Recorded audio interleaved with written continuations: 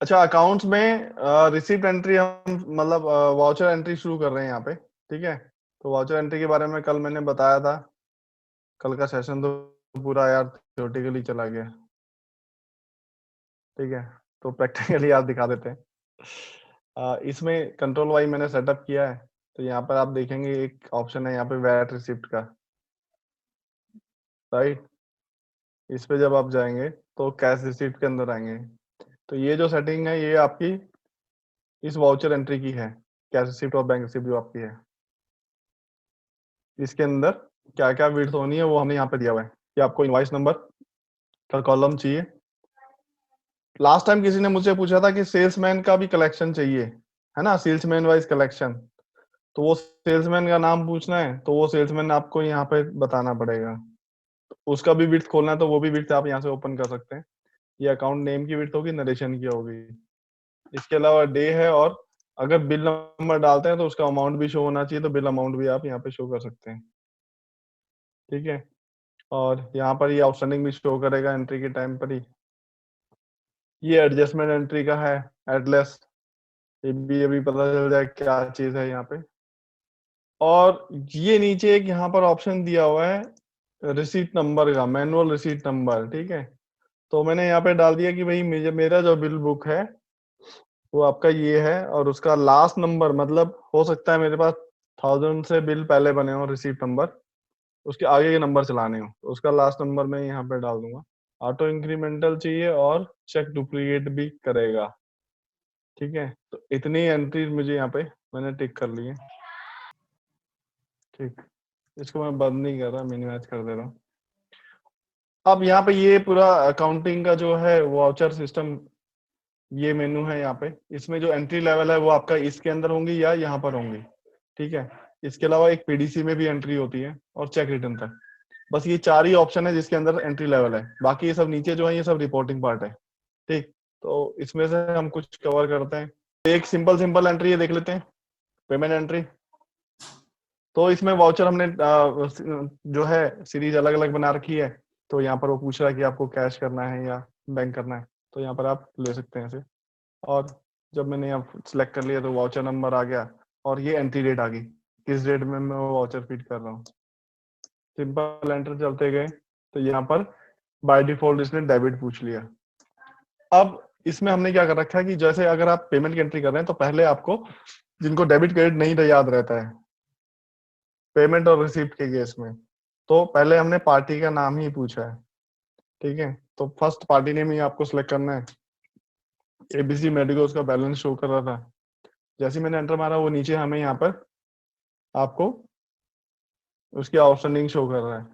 ये उसके opening balances हैं, उसके बिल आ रहे हैं प्रीवियस ईयर के, है ना। नीचे ये आपके जिसके आगे स्टार लगा हुआ है दैट मीन्स वो आपके उससे पिछले साल के हैं, करंट ईयर के नहीं बिल हैं। और इसके बाद जो है ये नीचे करंट ईयर के उसके से आ रहे होंगे। इसके बाद आगे जाएंगे तो यहाँ पर आप अमाउंट उसका एंटर कर सकते हैं। जैसे सपोज जितना अमाउंट आपने उससे रिसीव किया है वो अमाउंट डालना है, और यहाँ पर आपने एंटर किया तो हमारे सामने फिर एक एडजस्टमेंट विंडो खुल गई। ये विंडो आपकी खुल रही है अगर हमने पार्टी के जब अकाउंट क्रिएट किया था तो हमने bill bye bill method select किया था। तो हमें बताना पड़ेगा कि ये पेमेंट हमारे किस इनवॉइस के अगेंस्ट आया है। तो जो हमारे पेंडिंग इनवॉइसेस है वो हमें शो हो जाएंगे।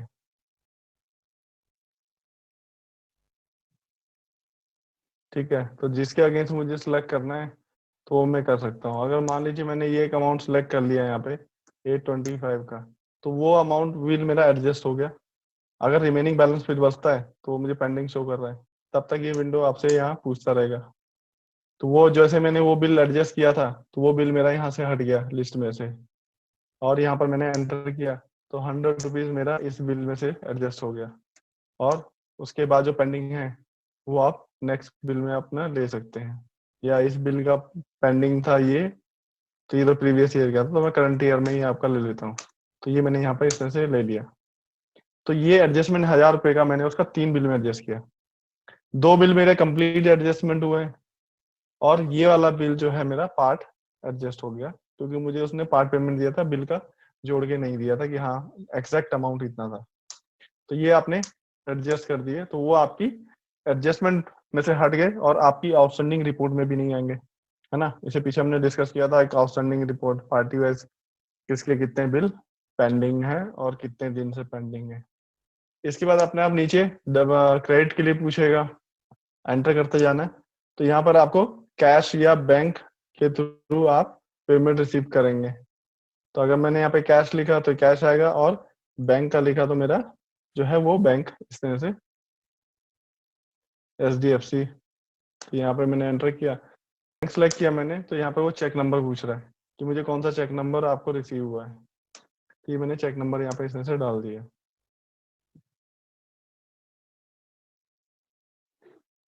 ठीक, अब इसमें जो यहाँ पर अगर आप देखेंगे तो ये जो शॉर्ट नरेशन है वो पर्टिकुलर इसी अकाउंट के सामने शो करती है, और एक फुल नरेशन नीचे है। यहाँ पे जो मैं नरेशन टाइप करूंगा वो मुझे दोनों अकाउंट में शो करेंगे। ठीक है, जो शॉर्ट नरेशन है वो जिस अकाउंट के सामने लिखी है उसी अकाउंट में वो शो करेगी। अगर मैं SDFC का लेजर निकालूंगा तो उसमें शो करेगी जो नीचे लिखा है, और जो ऊपर लिखा वो आपकी ABC में शो करेगी। नरेशन में अगर मुझे यहाँ प्री डिफाइन करना है तो अगर आप यहाँ पे F1 करेंगे तो यहाँ पर आप नरेशन भी पहले से बना के रख सकते हैं, और नया नरेशन आपको बनाना है तो आप यहाँ पे क्या करेंगे, नीचे फिर से F2 दिया है, अब F2 करके नया नरेशन बना सकते हैं। ठीक है, तो इस तरह से मैं सीधा एंटर करूंगा तो नरेशन आ गया, अदरवाइज मैं टाइप करूंगा तो टाइप भी कर सकते हैं। सेव किया तो ये वाउचर मेरा सेव हो गया। इसकी पोस्टिंग जो है वो दोनों अकाउंट में चली गई। ABC जो मेरा है डेबिट हो गया इतने अमाउंट से, और बैंक जो है क्रेडिट हो गया इतने अमाउंट से। क्रेडिट मतलब माइनस, मेरा बैंक इतने का मैंने पेमेंट कर दिया। यहीं से अगर आप प्रिंट करेंगे तो ये आपका ये वाउचर इस तरह से ये प्रिंट हो गया है। तो ये डिफॉल्ट वाउचर है। अब पेमेंट अगर मैंने यहाँ पे किया है और बैंक के थ्रू किया है तो यहाँ पर एक ऑप्शन और हमें मिल जाता है, वो है चेक प्रिंटिंग का। तो अगर आप प्रिंट चेक करेंगे तो आपके सामने जिस फर्म को आपने पेमेंट किया वो आ गया, चेक नंबर आ गया, डेट आ गई। अब ये 2 लाइन होती है चेक लीव पे, तो फर्स्ट लाइन में आपको कितने कैरेक्टर चाहिए तो वो आप यहाँ पे चेंज कर सकते हैं कि फर्स्ट लाइन पे मेरे 45 कैरेक्टर या 40 कैरेक्टर एडजस्ट हो रहे हैं, तो इस तरह से भी आप लिख सकते हैं। ठीक है? और यहाँ पे आपको चेक फॉर्मेट आपको बनाना है, और वो चेक फॉर्मेट आपको यहाँ सेलेक्ट करना है, जिस बैंक का होगा उस नाम बैंक के नाम से बनाना है। चेक फॉर्मेट जो है आपको फॉर्मेट एंट्री के अंदर बनता है, वहां से आपको, या जिसको चाहिए वो प्री डिफाइंड भी फॉर्मेट बने हुए वो आपको वहां से मिल जाएंगे। तो सीधा आप इंपोर्ट करके वो सिलेक्ट कर देंगे। तो एक बार आपने यहाँ पे सिलेक्ट कर दिया, ओके करेंगे तो ये सीधा आपका प्रिंटिंग के लिए जाएगा और उस लीव पे ये इंफॉर्मेशन प्रिंट कर देगा। ठीक है, तो चेक प्रिंटिंग भी आप यहाँ से कर सकते हैं। ये हो गया आपका double entry simple system payment का। इसी तरह आप जो है रिसीट एंट्री भी यहीं से एंट्री कर सकते हैं कि पैसा मेरे को रिसीव हुआ है। चलो पेमेंट में एक चीज और बता दें आपको, पहले क्लियर करते हैं। कल एक बात हुई थी सैलरी के वाउचर के लिए, मैं यहाँ पे अकाउंट क्रिएट कर लेता हूँ। तो मैंने यहाँ पे क्या करा, एक अकाउंट क्रिएट करा यहाँ पे राजीव श्रीवास्तव। ठीक है, ये भी मेरा एम्प्लॉई है, और मैंने यहाँ पे अकाउंट ग्रुप में यहाँ पे ले लिया एक्सपेंस पेबल करंट लायबिलिटीज। ठीक, या स्टाफ पेबल भी आप लिख सकते हैं, पेबल भी लिख सकते हैं। ये ठीक है, तो वो आपका लायबिलिटी ग्रुप के अंदर आपको एम्प्लॉय को सारे डाल देना है। एक्सपेंस पेबल में भी डाल सकते हैं और सैलरी पेबल में भी डाल सकते हैं। ठीक है, यहाँ पर आपने डाल दिया तो ये अकाउंट मैंने सेलेक्ट कर दिया, सेव कर दिया, और यहाँ पर मैंने एक अकाउंट और क्रिएट किया, इनके जो जोड़ीदार हैं। ठीक है, और ये भी मैंने यहाँ पर डाल दिया। तो ये तो हो गया एम्प्लॉयज के, राइट। और एक अकाउंट मेरा जो ऑलरेडी पहले से बना होगा वो होगा मेरा सैलरी एंड वेजेस, ये जो बना हुआ है ये मेरा डिफॉल्ट पहले से बना रहता है। जब सॉफ्टवेयर लोड करते हैं तो डिफॉल्ट अकाउंट में ये भी आता है, ये मेरा एक्सपेंस ग्रुप में ऑलरेडी बना हुआ है। ठीक, अब आज कितनी तारीख है, 1 मई है, तो मुझे अप्रैल महीने की सैलरी पोस्ट करनी है। तो मुझे क्या करना है, सीधा वाउचर एंट्री में जाना है और जर्नल वाउचर से मैं एंट्री करूंगा।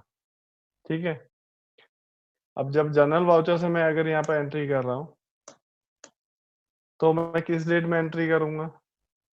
ठीक है, अभी ये डेटा जो है पुराने फाइनेंशियल ईयर का है, इसीलिए मैं आपको इसी में शो कर रहा हूँ, या अगर फरवरी मंथ का देखना है तो मैं इसमें दिखाता हूँ आपको कि मैंने जैसे ये, ठीक है, ये मैंने एंट्री किया है यहाँ पे। पर अगर मैं 28 फरवरी में मैं इसका एंट्री डाल रहा हूँ, उस मंथ का सैलरी का पोस्ट करना है, तो यहाँ पर डेबिट में किसको करूंगा? जो मेरा एक्सपेंस बुक हो रहा है। ठीक है, खर्चे एक और चीज है, जितने भी एक्सपेंस होंगे, खर्चे अगर हम एंट्री डाल रहे हैं तो एक्सपेंस हमेशा डेबिट होंगे। ठीक है, तो यहाँ पर मैंने उसको डेबिट कर दिया कि मुझे टोटल मेरा सैलरी कितना हुआ।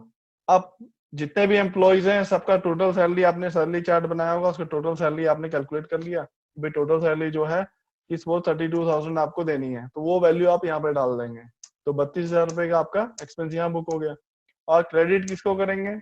जो जितने मेरे एम्प्लॉयज हैं, ठीक है, तो उनके नाम से मैं इस तरह से डालता जाऊंगा कि इनकी जो सैलरी थी वो मेरी इतनी थी। राइट, अब देखेंगे जब तक ये बैलेंस आपका दोनों डेबिट क्रेडिट बराबर नहीं होगा तो ये नीचे कर्सर आपका आता रहेगा, अदरवाइज सीधा कर्सर मेरा नरेशन और फिर सेव बटन पे चला जाएगा जैसे ही मेरा डेबिट और क्रेडिट अमाउंट पूरा होता है। अदरवाइज सॉफ्टवेयर आपका कर्सर फिर आपसे डिमांड करता रहेगा आगे। तो यहाँ पे आपने दूसरे,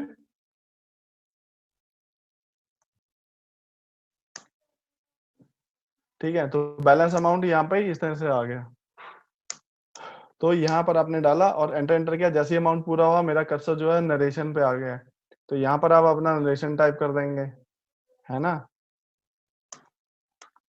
salary for the month of Feb 2019, और ये आपने सेव कर दिया। तो इससे क्या हुआ कि मेरी जो सैलरी का वाउचर है वो मेरा 28 फरवरी को आ गया, जिस महीने की सैलरी थी, और इनके अकाउंट में उतना पेमेंट अकाउंट में क्रेडिट बैलेंस में खड़ा हो गया कि इतना पेमेंट कंपनी को इन दोनों एम्प्लॉय को करना है, क्योंकि उनका बैलेंस क्रेडिट में शो हो रहा है, और एक्सपेंस जो है सैलरी मेरी यहाँ बुक होगी। तो अगर आप यहाँ पर सैलरी का लेजर निकालेंगे तो आपको फरवरी महीने में एक्सपेंस में आ गया।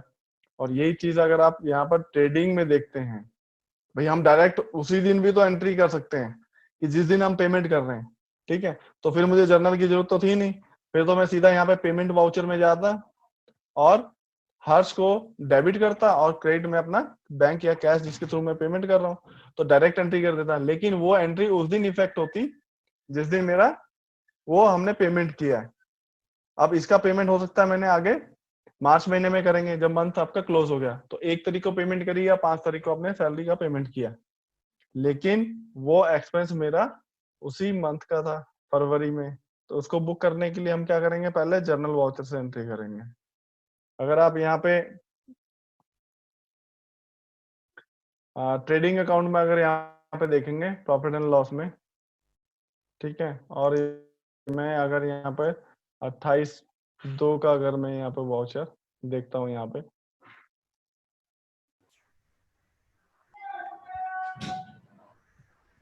तो ये मेरा जो बैलेंस यहाँ पे शो हो रहा है एक्सपेंस में, सैलरी एंड वेजेस में 60,000 आपका यहाँ पे आ गया, तो वो एक्सपेंस मेरा जो है उसी महीने में आपका बुक हो चुका है। ठीक है, फरवरी मंथ तक। अगर मैं पर्टिकुलर पीरियोडिकल भी अगर आप निकालेंगे, सपोज 1 फरवरी से अगर आप निकालते हैं और 28 फरवरी का एक महीने का अगर ट्रेडिंग निकालते हैं, तो यहाँ पर इसको अगर इस तरह से अगर आप देखेंगे, तो यहाँ पर अगर आप फरवरी महीने का ट्रांजेक्शन देखेंगे तो फरवरी मंथ में आपकी जो है 32,000 रुपए यहाँ पे शो कर रहा है, ये सैलरी एंड वेजेस में आपका यहाँ पर एक्सपेंस में आ गया। शेषनाथ पूछो। सर जैसे आपने कहा था कि एक्सपेंस की जो एंट्री है वो नेक्स्ट ईयर में ट्रांसफर नहीं होती है, मान लिया अगर हमने मार्च का एक्सपेंस की एंट्री कर दिया और हम पेमेंट अप्रैल में कर रहे हैं तो फिर कैसे एडजस्ट करें? हाँ तो ठीक है ना, तो मार्च महीने का सैलरी मैंने पोस्ट कर दी है, तो हाँ एक्सपेंस तो मेरा इसी फाइनेंशियल ईयर में आ गया, और हाँ पेमेंट मेरी वो लाइबिलिटी में है, पेमेंट तो मुझे अब हर्ष और राजीव को करनी है ना, हाँ। वो अगले महीने में ट्रांसफर होगा, पेमेंट वहां करनी है। और ये आप इसीलिए तो जैसे होता भी, है, मान लीजिए मार्च की सैलरी तो मैं अप्रैल में दे रहा हूँ, हाँ, तो मार्च के महीने का उस फाइनेंशियल ईयर का एक्सपेंस मैं अप्रैल में थोड़ा दिखाऊंगा, है ना। ये वाउचर एंट्री जनरल की सिर्फ एक्सपेंस दिखाने के लिए हो रही है। हाँ जी, अगर हम चाहें तो इसके एंट्री पास किए बिना भी हम पेमेंट का वाउचर बना सकते हैं। हाँ, ठीक है तो सर। पेमेंट का वाउचर जिस डेट में बनाएंगे वो उस डेट में पोस्ट होगा ना, तो फिर आपको सैलरी का अकाउंट डायरेक्ट डेबिट करना पड़ेगा और नरेशन में हमको आपको ये नीचे क्रेडिट लिखना करने पड़ेगा। की, जैसे हम एम्प्लॉय को सैलरी दे रहे हैं तो क्रेडिट करना जरूरी नहीं है। देखो सीधी सी बात है कि अगर आपको एक्सपेंस आज ही की डेट में दिखाना है, मैंने आज पेमेंट दिया राजीव जी को सैलरी का, ठीक है, तो मैं सिंपल क्या करूंगा कि सैलरी अकाउंट को डेबिट करूंगा, यहाँ पे हम्म क्रेडिट करूंगा सीधा बैंक को, और हम्म बैंक को कहूंगा तो मैं पेमेंट वाउचर से एंट्री करूंगा और नीचे नरेशन में लिख दूंगा मैंने सैलरी दी थी राजीव को, तो फिर मुझे राजीव का लेजर अकाउंट बनाने की जरूरत ही नहीं हाँ है ना। लेकिन ठीक। जहां पर कंपनी की बात करें या जहां पर नंबर ऑफ एम्प्लॉयज ज्यादा हैं तो उनको एक्सपेंस जिस महीने में बुक करना तो उसी महीने में एंट्री करेंगे। फिर हम्म दूसरा ये है कि राजीव जी का एक अलग से लेजर यहाँ पर हो रहा है। अब राजीव जी ने मान लीजिए कहा कि अगले महीने कि सर मुझे एक काम करिए 5,000 रुपये एडवांस दे दीजिए, हाँ ठीक, तो आपने क्या करा, यहाँ पर गए वाउचर एंट्री में आपने पेमेंट वाउचर देना है, भाई एडवांस देना है तो पेमेंट ही हुआ ना। आप फर्म के हाँ हिसाब से सोचो कि मेरे पास से तो फंड जा रहा है, तो मैंने कहा सीधा कैश पेमेंट करना है तो मैं कैश पेमेंट में गया और यहाँ पर मैंने मान लीजिए 1 मार्च को उसको पेमेंट कर दिया। यहाँ पर मैंने क्या करा, राजीव जी का यहाँ पर 5,000 मैंने यहाँ पर डेबिट किया और यहाँ पर क्रेडिट में मैंने सिंपल कैश दे दिया, है ना। कैश के बैलेंस से मैंने यहाँ पर 5,000 रुपये दे दिए और यहाँ नीचे नरेशन में लिख दिया एडवांस पेड, है ना, और ये एंट्री मैंने सेव कर दी। तो अगर आप ये वाउचर आप देखेंगे यहाँ पे, जो 15,000 का वाउचर था उसमें से 5,000 एडजस्ट भी कर सकते हैं ना। हो ही अपने आप आपको बैलेंस दिखा रहा है 10,000 रुपये। तो अब क्या होगा, मान लीजिए आपने ये पूरा मार्च के महीने में एडवांस लेते गए या आपने पुराने साल में भी लिया हो पेमेंट, है ना, आप, क्या कहते हैं फरवरी में, तो जब आप उसको पेमेंट करेंगे फाइनल, तो आप तो बैलेंस के हिसाब से करेंगे कि भैया अब आपकी 10,000 बची है, 5,000 एडवांस लेके दे, तो आपको कहीं जाने की जरूरत ही नहीं है ना, आप तो सीधा लेजर बैलेंस शो करेगा ना। हाँ ठीक है, तो ठीक है अब सर। जिस दिन मैं सैलरी की पेमेंट करूंगा मेरे को यही पेमेंट वाउचर ऐसे ही डालना है बस। अब मैंने 5 तारीख को 5/3 को मुझे पेमेंट करना है, ठीक है, अब 5 तारीख को मुझे उसका पेमेंट करना है, स्टाफ का पेमेंट करना है। तो मैंने पेमेंट वाउचर में गया तो मैंने यहाँ डेबिट लिया, पहले मैंने कहा हर्ष 17,000 मुझे बैलेंस शो हो रहा है, 17,000 में मैंने एंटर किया यहाँ पे और इसका 17,000 का यहाँ पे डेबिट कर दिया जितना बैलेंस शो कर रहा था। फिर मैंने वापस नीचे क्रेडिट आया तो मैंने यहाँ पे वापस डी दबा दिया, डेबिट करके मैंने दूसरा एम्प्लॉय ले लिया राजीव, राजीव का कितना शो कर रहा है 10,000 मुझे देना है, तो मैंने यहाँ पे 10,000 रुपये एंट्री कर दी, ठीक है, और इस तरह सारे एम्प्लॉय का डेबिट करता गया और लास्ट में मैंने पेमेंट के लिए कैश या जो मेरा बैंक था वो मैंने यहाँ से बैंक सेलेक्ट कर लिया। तो ये मेरा जो है पूरा एक सैलरी का पेमेंट का वाउचर हो गया, है ना। Okay sir. तो ये आपका बैलेंस वहां पे उनका फिर 0 हो जाएगा। तो आपकी पेमेंट कब गिरी है आपको, अगले महीने में मार्च में, और एक्सपेंस का बुक हुआ आपका फरवरी महीने का, क्योंकि मैंने फरवरी महीने की सैलरी दी है मार्च में। तो इस समय आपकी पेमेंट की एंट्री भी कवर अप होगी, 2 या 3 लेजर को डेबिट करके इस तरह से मल्टी वाला भी कर सकते हैं, और जर्नल वाउचर भी आपको समझ में आ गया। तो जब आप एम्प्लॉय का लेजर यहाँ पे देखेंगे तो आप मुझे यहाँ पे क्या शो कर रहा है कि 15,000 रुपये का मैंने उसको सैलरी डाला था, 5,000 रुपये उसने मुझसे एडवांस लिए थे, ठीक है, और 12,000 रुपये मैंने आज उसको फिर से पेमेंट किया 5 मार्च को। दैट मीन्स 2,000 रुपये मैंने उसको यहाँ पे एक्स्ट्रा दे दिए जो उसके ऊपर एडवांस है, ठीक है। राजीव जी क्लियर हो गया। और अगर हर्ष का लेजर देखेंगे तो यहाँ पर ये इसका 0 हो गया, जितना सैलरी हमने पोस्ट किया था उतना ही हमने उसको पेमेंट आगे की डेट में कर दिया। इसके बाद रिसीप्ट का एंट्री जो है, आगे बढ़े।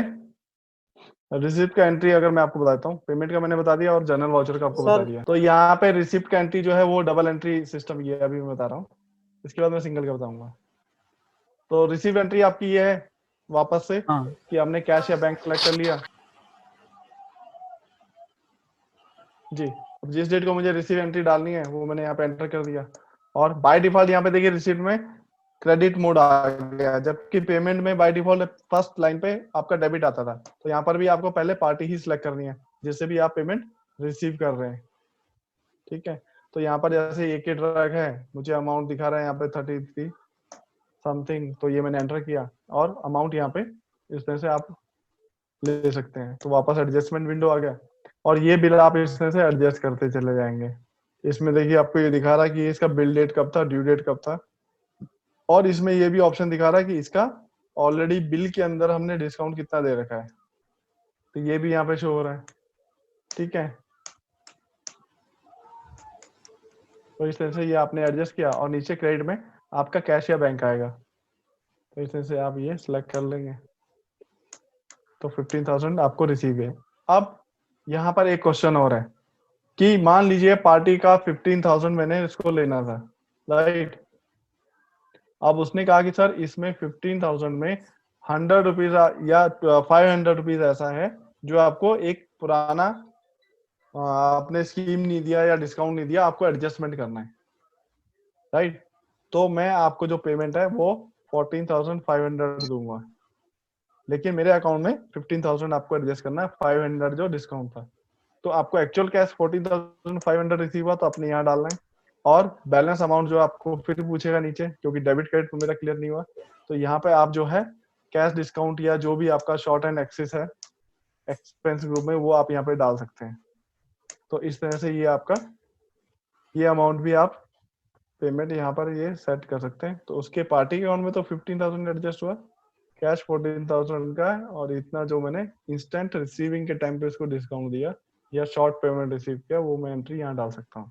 ठीक है, तो ये तो हो गया आपका डबल एंट्री सिस्टम, राइट। तो सारी चीजें आपकी इसी तरीके से हैं। कॉन्ट्रा जो एंट्री है वो cash to bank, bank to cash है। ठीक है, तो इसमें आपको सिंपल एक ही चीज ध्यान रखना है कि आप कोई भी चीज पहले डेबिट ले सकते हैं और क्रेडिट भी ले सकते हैं कि कौन सी चीज आपकी बढ़ रही है। तो अगर बैंक में डिपॉजिट किया तो बैंक का बैलेंस बढ़ेगा, तो बैंक को हमेशा पहले आप इस तरह से डेबिट कर देंगे। ठीक है, जितना अमाउंट आपने दिया वो यहाँ लिख देना, और इतना ही अमाउंट आपका नीचे कैश में आ जाएगा। तो कैश माइनस हुआ तो कैश को हम क्रेडिट कर देंगे। तो ये हो गया आपका cash deposit into bank narration मैंने दे दिया। और इसका रिवर्स एंट्री करना है तो वो आपका बैंक से हो जाएगा। तो मतलब डेबिट आपको क्या करना है, यहाँ पे कैश करना है। ठीक है, अगर विड्रॉल है तो यहाँ पर आपने डेबिट लिख दिया कि आपने 12,000 रुपीज कैश विड्रॉल किया, और नीचे आपको बैंक ले लिया आपने। ठीक है, तो ये बैंक हो गया। तो यहाँ पे चेक नंबर पूछेगा, क्योंकि चेक नंबर के थ्रू ही आप विड्रॉल ले रहे हो। तो इस तरह से आप ये विड्रॉल की एंट्री हो गया। ठीक, यही एंट्रियां मैंने आपको बताया था कि ये सारी एंट्री होगी पेमेंट, रिसिप्ट, कॉन्ट्रा, जर्नल, और डेबिट क्रेडिट और सेल परचेज तो इन्वेंट्री के थ्रू आ ही रहा है। एक्सपेंस वाला मैं पहले आपको बता ही चुका हूँ। वाउचर अप्रूविंग इसके बाद हम बताएंगे। अब मैं बताने जा रहा हूँ आपको single entry system. Single entry system पे जाते हैं। यहाँ पे ये जो एंट्री है ये जैसे कैश रिसिप्ट है तो इसमें सिर्फ कैश की ही रिसिप्ट एंट्री हम डाल सकते हैं, और बैंक रिसिप्ट करेंगे तो सिर्फ बैंक का ही डाल सकते हैं। दोनों में से कोई भी एक एंट्री देख लीजिए, दोनों सेम तरह से वर्क करती है। ठीक, अब सिंगल एंट्री सिस्टम में क्या है कि मैंने यहाँ पर एंटर किया और मैंने ऊपर ही यहाँ पे बता दिया अकाउंट कोड में कि मुझे पेमेंट जो है कौन से कैश अकाउंट में लेनी है, राइट। और इसके अलावा मैंने ये भी बता दिया अगर शॉर्ट पेमेंट आती है तो मेरे को किस अकाउंट में वो शॉर्ट पेमेंट लेनी है। और मैंने यहाँ पे बता दिया कि ये जो पेमेंट है मेरे को किस सेल्समैन के अकाउंट में लेनी है। ठीक है, तो मैंने यहाँ पे धर्मेंद्र कुमार एक अकाउंट खोला हुआ है, इसमें मैंने ले लिया। अगर आप यहाँ पे सेल्समैन सिलेक्ट करेंगे तो ही आप कलेक्शन रिपोर्ट में सेल्समैन वाइज आप देख पाएंगे। क्लियर। अब आ जाते हैं यहाँ पर संजीव जी, जो आप पूछ रहे थे। यहाँ पर आपको बिल नंबर डालना है। ठीक है सर, जो बिल आपका ड्यू होगा वही यहाँ पे शो होगा, अदरवाइज वो नहीं आएगा। इसमें भी आप बिल नंबर जो है यहाँ पर आप डाल सकते हैं। तो यहाँ पर आप कोई भी, अगर मैं एक बिल नंबर ले लेता हूँ, सपोज अभी क्रेडिट में है आपका ST013-112, है ना, ST0 13 था। तो जैसे मैंने ये एंटर मारा तो मुझे उसका अमाउंट शो हो गया 3387 मुझे उससे रिसीव करना है। या नीचे भी वही बिल नंबर आपको शो हो रहा है, तो उसका अमाउंट यहाँ पर आ गया। और ये मैंने रिसीट नंबर 1 जो है मैंने 101 ले लिया और ये मैंने यहाँ पर सीधा एंटर किया। और ये अब इस पे एंट्री करने के बाद उसने मुझसे एडजस्टमेंट विंडो आपसे नहीं पूछा है, क्योंकि बिल नंबर मैं पहले ही पूछ चुका हूँ, वो उसी अमाउंट में इस अमाउंट को एडजस्ट कर देगा।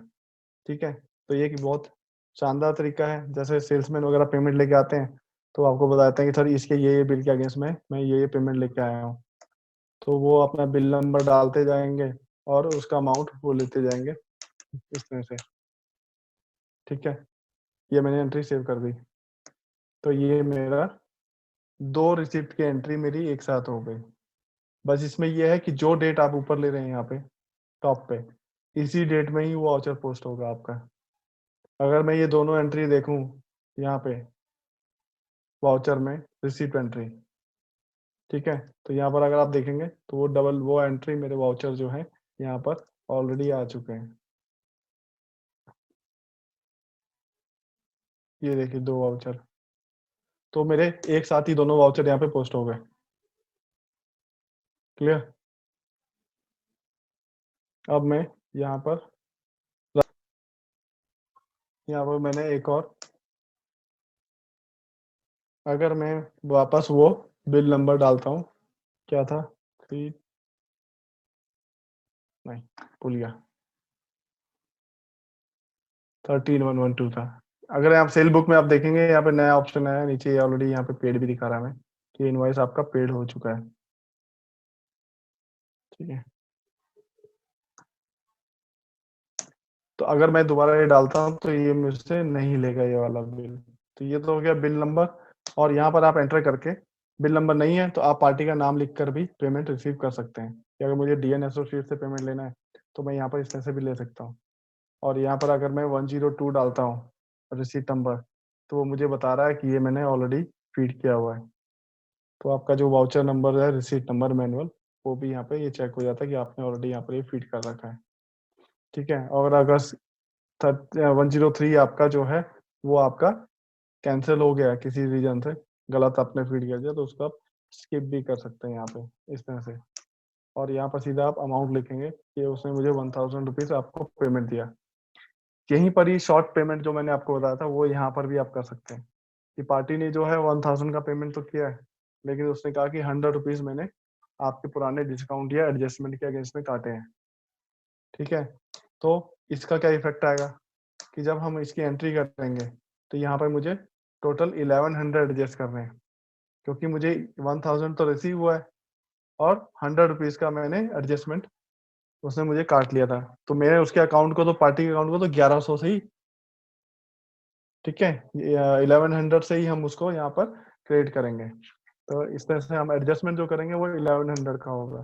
तो 890 इस बिल के अगेंस्ट हुआ और सेकंड मेरा यहाँ पे दूसरे के अमाउंट में एडजस्ट हो गया, तो दूसरा बिल मेरा पार्ट पेमेंट एडजस्ट हो गया। तो इसमें अब इस तरह से जितना भी ये है सिंगल एंट्री सिस्टम है, पर मल्टीपल पार्टीज का आप एक साथ एंट्री कर सकते हैं। ठीक है, तो ये डीएन के बाद अगर कोई दूसरा क्लाइंट है तो वहां पर आप दूसरे क्लाइंट का आप यहाँ पर ले सकते हैं।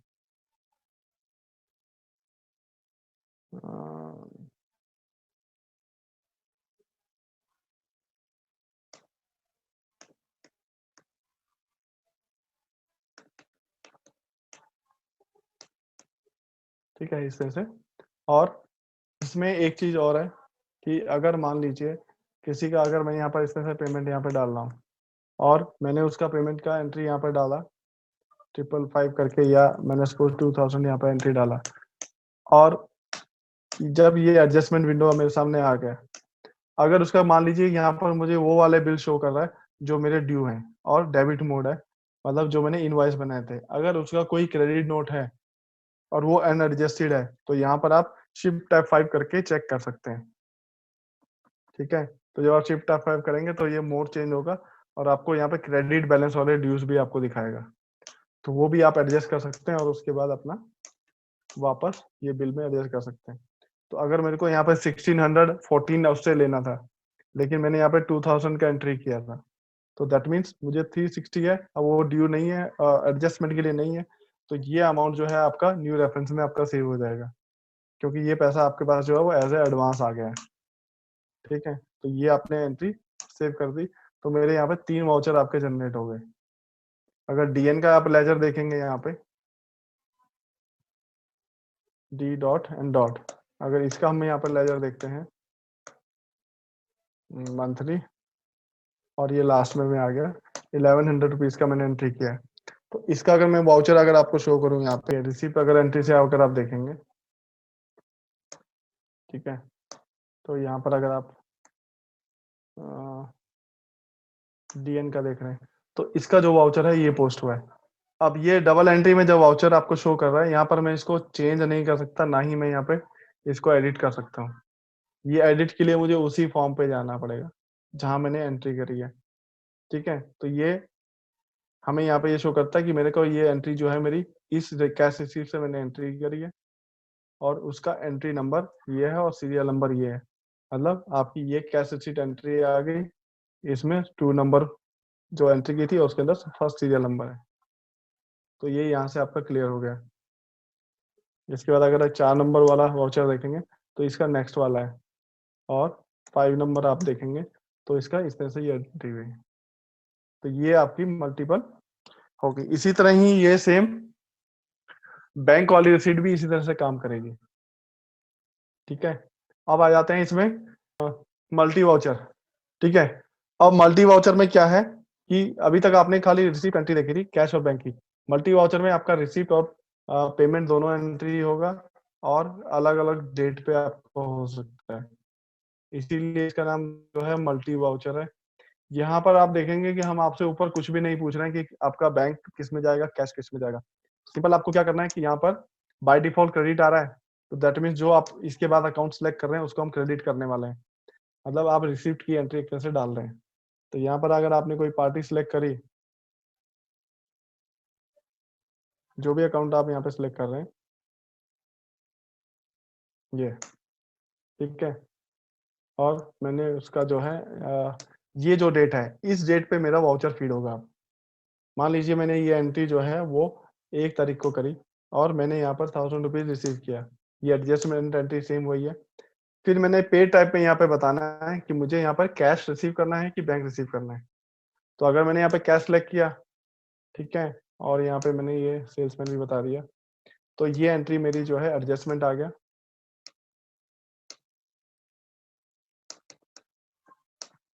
तो ये एंट्री जो मेरी है वो ये अकाउंट जो सामने है ये आपका क्रेडिट होगा, और इसके अगेंस्ट में डेबिट क्या होगा मेरा बाय डिफॉल्ट कैश हो जाएगा।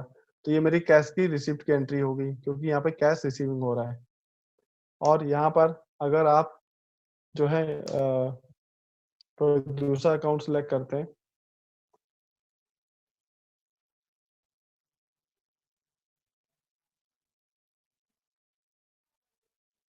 राइट, ठीक है, और 2000 रुपये लिए, तो यहाँ पर भी ये कैश ही सिलेक्ट हो रहा है। लेकिन अगर आप इसको यहाँ पे बैंक सेलेक्ट कर देंगे, तो ये आपका बैंक की रिसिप्ट एंट्री हो जाएगी, किस बैंक के थ्रू मैंने पेमेंट लिया और कौन से बिल के अगेंस्ट लिया। ठीक है, अगर एडजस्टमेंट नहीं है तो ये आपका न्यू रेफरेंस में आपका सेव होगा इस तरीके से। अब यहाँ पे ये तो होगी रिसिप्ट की एंट्री, और इसी जगह अगर मैं यहाँ पर डेबिट कर दूंगा तो मैं अपने सारे पेमेंट की एंट्री भी यहीं कर सकता हूँ। तो डेबिट में जैसे मैंने यहाँ पर एंटर किया, तो वो पेमेंट की एंट्री आपकी सप्लायर को भी हो सकती है और आपके एक्सपेंस के अगेंस्ट भी हो सकती है। तो वो मान लीजिए मैंने यहाँ पर पेट्रोल एक्सपेंस है ये डाला, अब ये वाउचर मुझे 2 तारीख में डालना है, तो मैंने 2 तारीख एंटर किया और मैंने 500 रुपीज पेट्रोल में दिए, और वो मैंने कैश में यहाँ पर दिया। तो मैंने कैश लिख के यहाँ पर नरेशन लिख दिया पेड टू, इस तरह से। फिर डेबिट किया, वापस मैंने पेट्रोल एक्सपेंस डाला, लेकिन ये मैंने आपका 3 तारीख में डाला, ये मैंने 600 रुपये दिए। तो इस तरह से आप ये मल्टीपल एक्सपेंस की एंट्री और मल्टीपल डेट में आप ऐसे कर सकते हैं। ठीक है, तो ये डेली जो एक्सपेंस बुक है वो आप इस तरह से कर सकते हैं। और अगर आपने यहाँ पे किसी सप्लायर को भी किया है।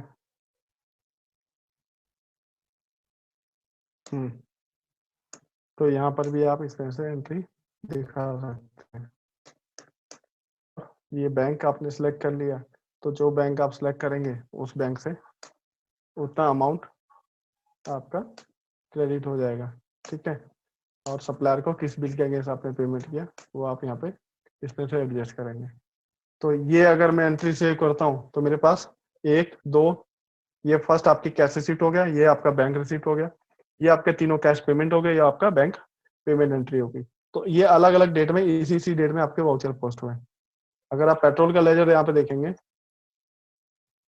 कंट्रोल एल किया मैंने, पेट्रोल एक्सपेंस, तो इसका देखेंगे तो 1650 रुपये मेरे यहाँ पे ये शो कर रहा है कि आपने डेबिट किए हैं। तो अगर उसका हम मेजर देखेंगे तो यहाँ पर आपको ये अलग अलग शो कर रहा है कि 3 वाउचर आपके जनरेट हुए, ठीक है। हेलो हाँ हेलो मिथुन जी, हाँ सर, आप बोलिए पेमेंट सर। एंट्री बोल रहे थे, तो सर एक ऑप्शन पूछ रहे थे सर। जैसे पेमेंट एंट्री तो समझ में आ गया सर। जैसे हम एडवांस 2.5 लाख रुपए आरटीजीएस किए, अब हमारे पास माल 10 दिन या 15 दिन बाद आ रहा, तो उसको कैसे एडजस्ट करेंगे बिल को? मतलब मैं हमारे पास तो यहाँ बिल पर नहीं है। परचेज के अंदर सेल में भी कोई बात नहीं बेटा, बिल नहीं है, आप सुन लो बात, ठीक है। सेल में और परचेज में आप यहाँ पे एक ऑप्शन होता है आस्क एडजस्टमेंट इन परचेज, ये टिक कर देना, और सेल के अंदर भी ये कर देना, ठीक। इतना आप समझ लिए।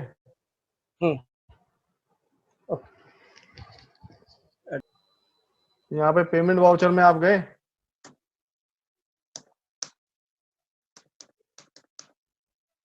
ठीक है। अब आपने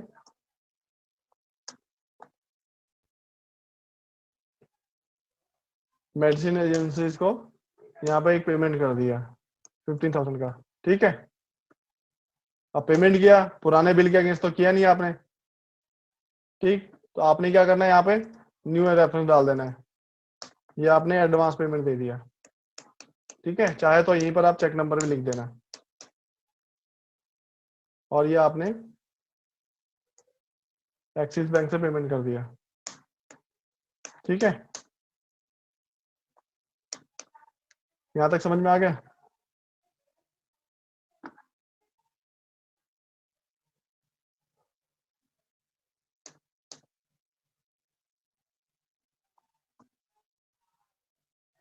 मेडिसिन एजेंसीज में आप गए, जब आप यहाँ पे परचेज बिल डालेंगे, जब आप इसको सेव करेंगे तो वापस ये आपसे